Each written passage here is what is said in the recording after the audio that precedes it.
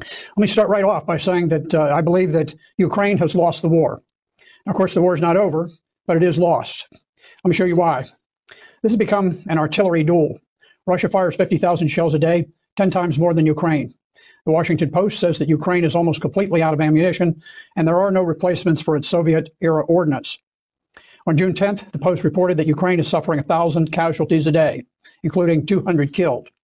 The rate of casualties has doubled in just 3 weeks.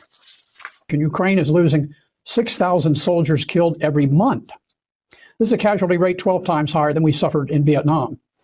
This, on a per capita basis, this means that their casualty rate is roughly 60 times greater than the U.S. suffered during the very bloody war in Vietnam. Ukrainians have fought with courage, but no nation can sustain such casualty rates for long. Ukraine is finished. On June the 12th, yesterday, NATO Secretary General Jens Stoltenberg all but admitted that Ukraine would soon be forced to sue for peace.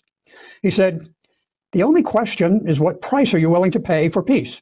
How much territory, how much independence, how much sovereignty are you willing to sacrifice for peace?" Stoltenberg's remarks suggest that NATO recognizes that the war is lost. It's now become an unpleasant distraction that simply needs to be wrapped up, as far as NATO is concerned. The sanctions war has failed. The entire financial might of the Western world was unleashed against Russia. Today, the ruble is stronger than before the war. This year, it has been the strongest of all currencies. Russian inflation peaked around 15% and is expected to subside. But as their inflation tops out, Europe's and America's has just begun skyrocketing dangerously. Biden's attempt to strangle Russian trade has failed. Despite sanctions, Russia has forged stronger ties with China, India, South Africa, Iran, Brazil, Saudi Arabia. Important countries in the global south are refusing to obey Washington's order to impose sanctions. Independent countries fear the U.S., but they resent being told who they may and may not trade with. Dictating sanction policy to sovereign nations is diminishing the world's respect for America. From the outset of the war, Russians have never experienced shortages of food, housing, heating, fuel, or gasoline. Anyone who expects Russians to crack from the loss of Gucci purchase or Big Mac hamburgers do not understand the Russian psyche.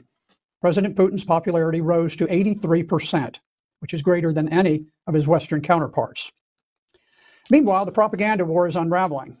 At the outset of war, the United States unleashed a carefully orchestrated barrage of anti-Russian propaganda. All dissenting voices were blocked from the media. Recently, however, news outlets have begun acknowledging the possibility of a Ukrainian defeat. On June 10th, Newsweek reported that even the deputy head of Ukrainian military intelligence has admitted that Ukraine was at risk of losing the war to Russia.